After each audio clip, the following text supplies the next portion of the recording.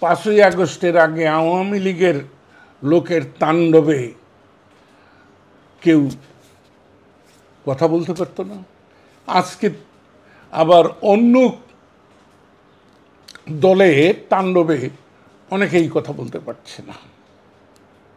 একই অবস্থা কিন্তু চলছে। এটা কিন্তু খুব যে এটা ইতর বিশেষ তা নয়।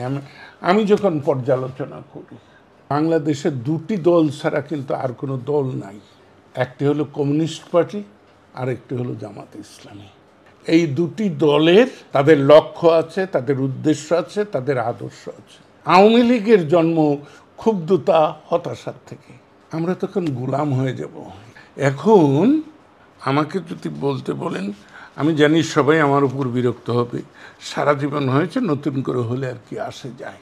সবাই যার যার নিজস্ব উদ্দেশ্য এবং আদর্শে রাজনৈতিক দল করে। আপনারা এই যে রাজনৈতিক দল বলেন, মজাটা কি জানেন? বাংলাদেশে দুটি দল ছাড়া কিন্তু আর কোনো দল নাই। আরগুলো কিন্তু দল না। এই দুটি দল কোনটি কোনটি নাম জানেন? একটি হলো কমিউনিস্ট পার্টি, আর একটি হলো জামাত ইসলামী। এই দুটি দলের কে দল বলা যায়। তাদের লক্ষ্য আছে, তাদের উদ্দেশ্য আছে, তাদের আদর্শ আছে। এবং এই দুটি দলে কোনো ব্যক্তি তার উদ্দেশ্য সাধনের জন্য যোগ দেয় না, ব্যক্তি স্বার্থ জন্য যোগ দেয় না। যেমন ইদানিংকালে অনেক পণ্ডিত ব্যক্তি বলেন আওয়ামী লীগ একটি ভারতপন্থী দল। তিনি তো আওয়ামী লীগ সম্পর্কে বুঝেনি।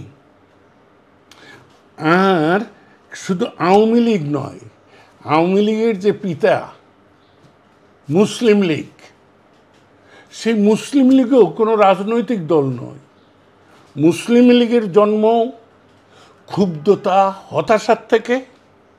আওয়ামী লীগের জন্ম ক্ষুব্ধতা, হতাশার থেকে। মুসলিম লীগের হতাশা হলো ভারতবর্ষ থেকে যদি ইংরেজ চলে যায়, তাহলে আমরা যে 750 বছর শাসক ছিলাম, আমরা তখন গোলাম হয়ে যাব। ইংরেজের গোলামি করছি, তাতে কোনো সমস্যা হয় নাই, কারণ তারা আমাদের গোলাম ছিল না। কিন্তু এদেশের সনাতনপন্থীরা সবাই আমাদের গোলাম ছিল, তাদের গোলাম হওয়া যাবে না। স্রেফ এই চিন্তার থেকে মুসলিম লীগের জন্ম। জনগণ সেখানে কিচ্ছু না।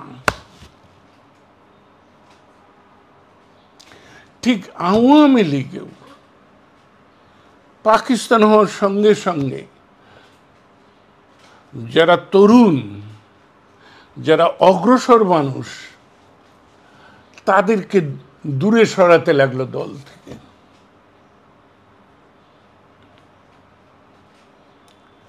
সেই ক্ষোভ থেকে, অভিমান থেকে, হতাশার থেকে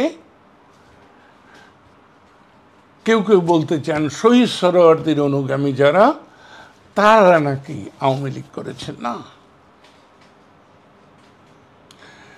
অনুসরণ এবং অনুগমন লাগে।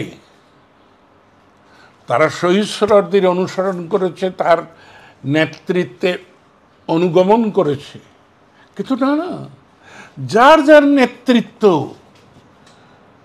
তারা যখন যে নেতৃত্ব করাচির থেকে, কলকাতার থেকে চলে আসছে, ঢাকা তখন একটা তো জেলা শহর, এটা রাজধানী হয়েছে পূর্ববঙ্গের।